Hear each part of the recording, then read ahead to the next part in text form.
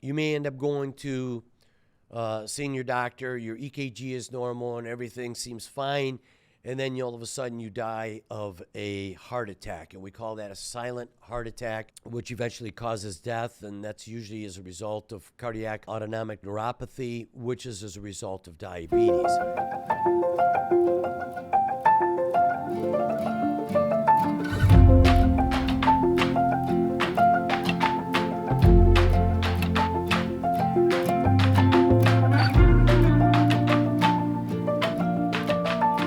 Welcome to the Health Quest Podcast, your guide to God's will for good health. Hello, my name is Dr. Sal, and I've been a practicing physician and surgeon for well over 30 years. And my goal for each episode is that you'll be able to have your mind transformed to God's design for your good health and the way you eat and the way you live. And if you're new here, we release a new episode every week, and if you enjoy the content, would you please leave us a good review? It really helps our ratings and allows us to reach more people, and in turn, we can help more people as well. And we really appreciate your support. Thank you so much.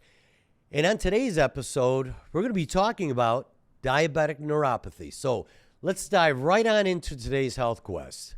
Diabetic neuropathy. Well, in the last few episodes, we talked about insulin resistance.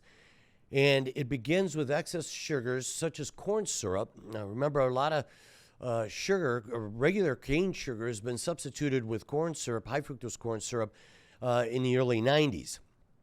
And excessive amounts of bad fats. Now, the liver eventually converts this extra sugar into fat as well. So, we've got to remember one thing, the way God designed us.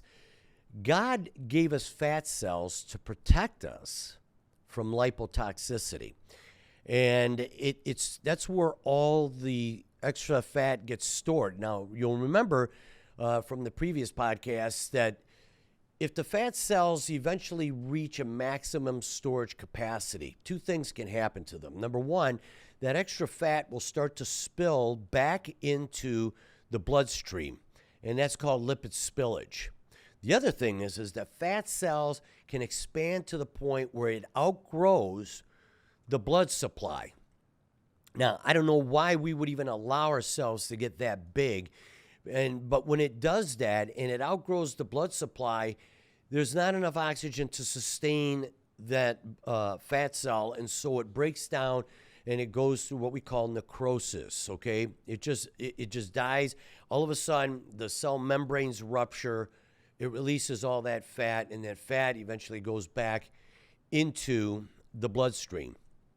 So when this excess fat can't get stored in the fat cells, it goes to areas where the fat should not go, and that's into the liver, the muscle, the pancreas, and that's how we end up with lipotoxicity. And if you can recall from the previous podcast, lipotoxicity is where the mechanisms, all those chemical reactions, let's say in the muscle cell, occur. And in this particular case, insulin will bind to the receptor, and it triggers a cascade of these chemical events, and those get disrupted. And the purpose of the insulin is to get the gates to open up in the cell to allow that sugar to get into that cell, let's say the muscle cell, where it could use it for energy, or the extra sugar can get stored as glycogen for later usage. At that point, when these gates can't open, it's unable to absorb that sugar from the bloodstream, and we end up with a high fasting blood sugar level. When that happens, the body tries to compensate, and it starts producing more insulin. So insulin goes up, but again, it's not working because of lipotoxicity. The cells can't work to function to pull that sugar out of the bloodstream and into the muscle or into the liver, and we end up with the so-called insulin resistance. So insulin takes the fat and the sugar, and it causes it to get stored in the cells, particularly in the fat cells. In the muscle cells, as I said before, the sugar then gets used as a source of energy. But when the liver, when the liver becomes insulin resistant, then the liver starts making its own sugar and it starts making its own fat. And the reason being because it says, hey, we have to have some fat and sugar for the body to sustain itself. So at this point, the liver starts to think that we're low on sugar and low on fat. It starts making it, even though the bloodstream has high levels of fat and sugar. But the insulin is not telling that to the liver because it's now resistant. So now the liver starts thinking that we're starving. And when we're starving, the liver does what it can to maintain, because you got to keep your blood sugar levels at a certain level, and you have to have so much fat circulating in the body. So when diabetes starts to set in, this progresses even further. And at that point, as we had fat cells going into the muscle and into the liver, and it causes the liver to develop cirrhosis, and that's what we call nonalcoholic fatty liver disease. And this happens more so with fructose or high fructose corn syrup. This extra fat then starts to deposit in the beta cells of the pancreas. And those become lipotoxic and they don't function anymore. And what ends up happening is the beta cells become dysfunctional and it reduces the production of insulin. So in the beginning, we have an increase in insulin production to compensate for the extra sugar.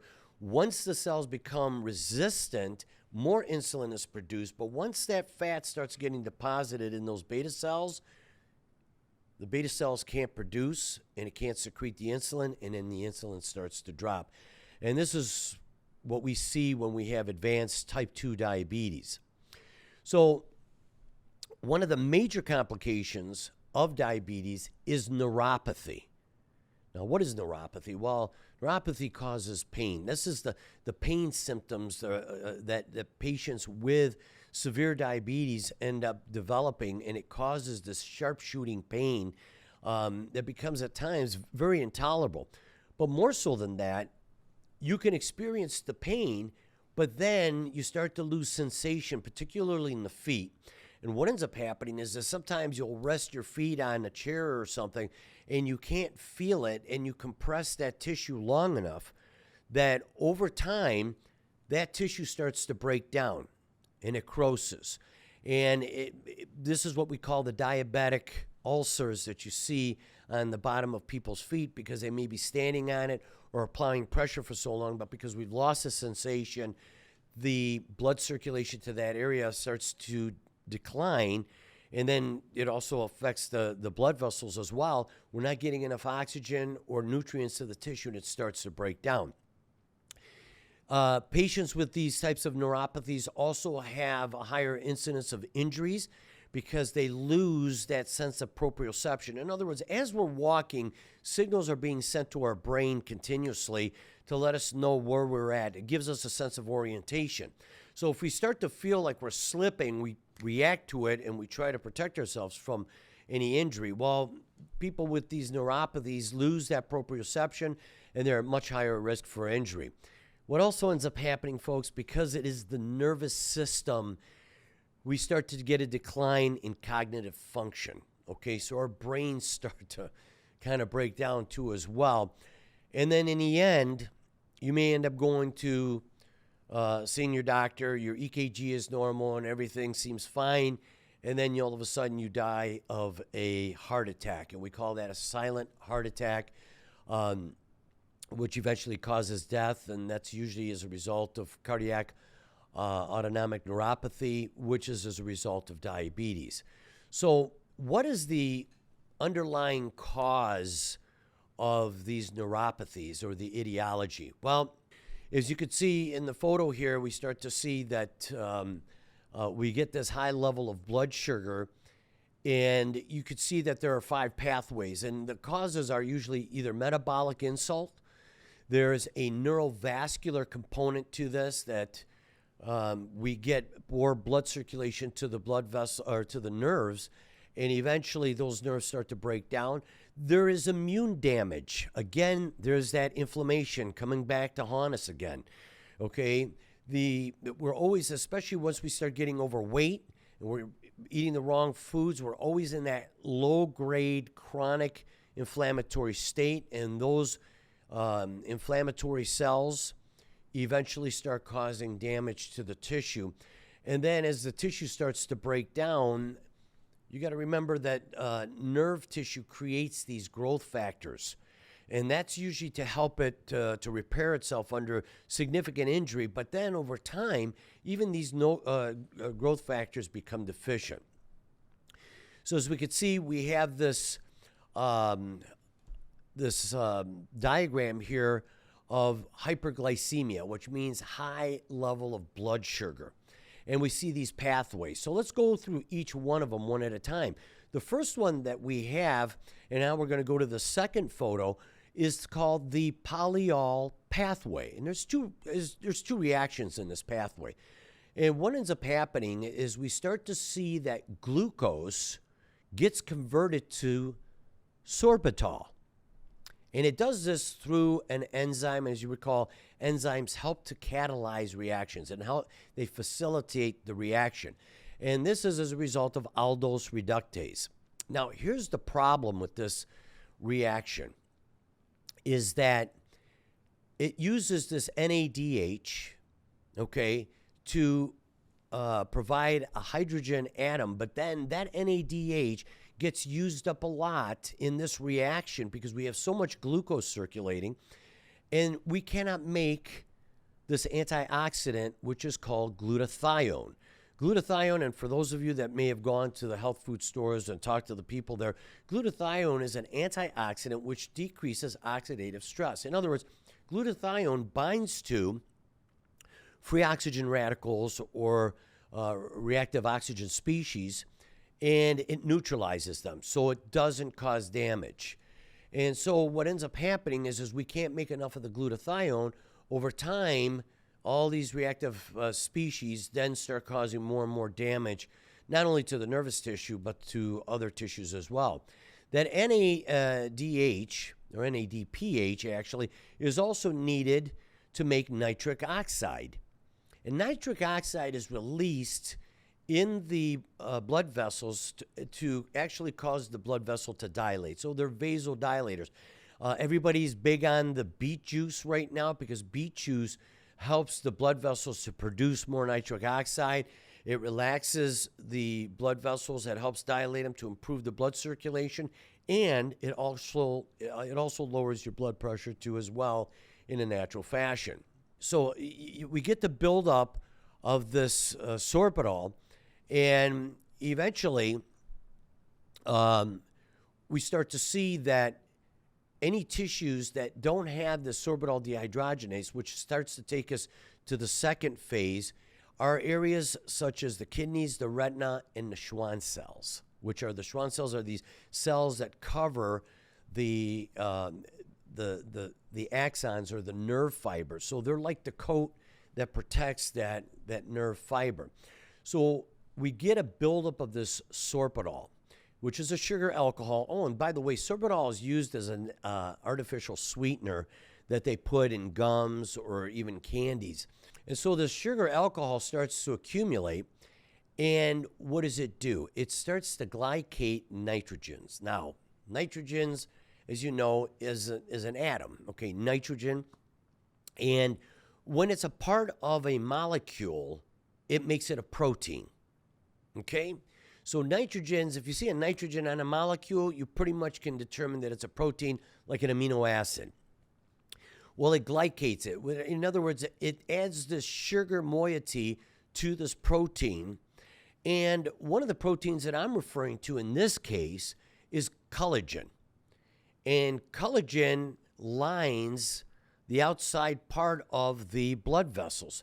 And so advanced glycosylated end products, is the term are called AGEs, okay, then starts to bind to the nitrogen in the collagen molecules of the vessels as well as the nerves, and then all of a sudden we start to see some damage occurring. So you got to remember the cells of these organs, of the kidneys, the retina, and the Schwann cells, they're basically insulin independent. And what that means is that it doesn't require insulin to allow the sugar to move into that cell. So sugar just moves freely across that cell membrane.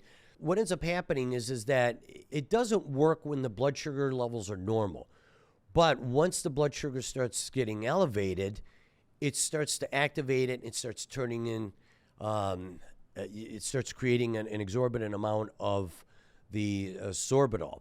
So once we have that, we start to see that it glycates the collagen molecules on the blood vessels, and at that point, you start causing damage to the blood vessels and the neural tissue, particularly in the areas of the kidneys, the eyes, and the nerves, and that's how we end up with the neuropathy.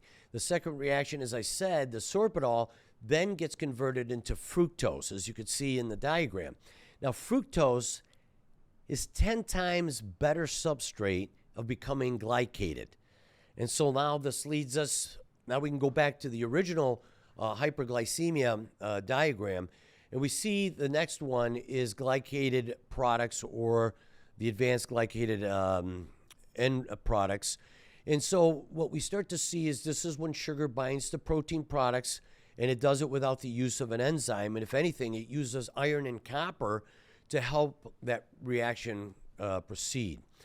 So again, it starts to glycate these structures, and it makes it abnormal, and so the blood vessels don't function, or they start to get stiff. The nerves start to break down. And the second thing about the AGEs, or the advanced glycated end products, is that they bind to receptors. And one of the receptors they bind to is called RAGE, which is the receptor for the AGEs. And what it does is it activates that nuclear factor kappa B. Now, here that comes back. That NF-kappa B then promotes pro-inflammatory mediators like tumor necrosis factor alpha, interleukin-6, interleukin-1 beta. Remember, these are these inflammatory mediators that we talked about that occur as a result of having excessive amount of fat storage, and it promotes this nuclear factor kappa B to promote these mediators. And these are also a key target for atherosclerosis, and we'll talk about that in a later podcast. The other thing is that when you have high levels of these AGEs, it polarizes the macrophages into the classically activated macrophages. So remember what we talked about before in inflammation, that you have two types of macrophages in the fat cells, the M1, or macrophage 1, or the M2, the macrophage 2, right? The M1s are the ones that in the initial trauma go in and they destroy bacterial infections, they take away dead tissue, so it's a very destructive state. And then after that's done, later on the inflammatory process switches over to a more reparative state. Well, in this particular case, what ends up happening is it activates more of the M1 stage, and so a higher M1 to M2 ratio is a major determinant for plaque formation in the microvasculature that supplies the nerves, and then the nerves become hypoxic, or have less oxygen, and it starts to break down. Oxidative stress, as we talked about before, is basically where blood sugars, or excessive amount of sugars, start to oxidize molecules, and they become these so-called free oxygen radicals, such as superoxides, lipid hydroperoxides, conjugated dienes. These then, almost like radiation, they start shooting around your body, and they start doing damage to the cells and even to the DNA, which can cause mutations to the DNA. In the end, it ends up in the nerves, especially the dorsal nerves, the sympathetic ganglion, and this is what causes what is known as myelinopathy, and that's the breakdown of the protective sheath over the nerve fiber, or the axon. The other thing that it does is that it breaks down the mitochondria, and the mitochondria is the energy-producing factories in our cells. And if you destroy your power plant and you can't produce enough energy for that cell to use, the cell starts to break down, it can't do its function, and things at that point start to spiral downwards. And then remember, we're made up of 100 trillion cells. So if you do it to one cell, it's one thing. But once these start to accumulate, this is where all the problems come in, especially in the nerve damage, and neuropathy then starts to set in. One of the ways to prevent this is with alpha-lipoic acid. Now, again, I advise that you take alpha-lipoic acid, but you really got to change your diet, man. You got to get rid of those bad fats, which we're going to talk about on a later podcast, but you got to reduce the sugar and carb consumption.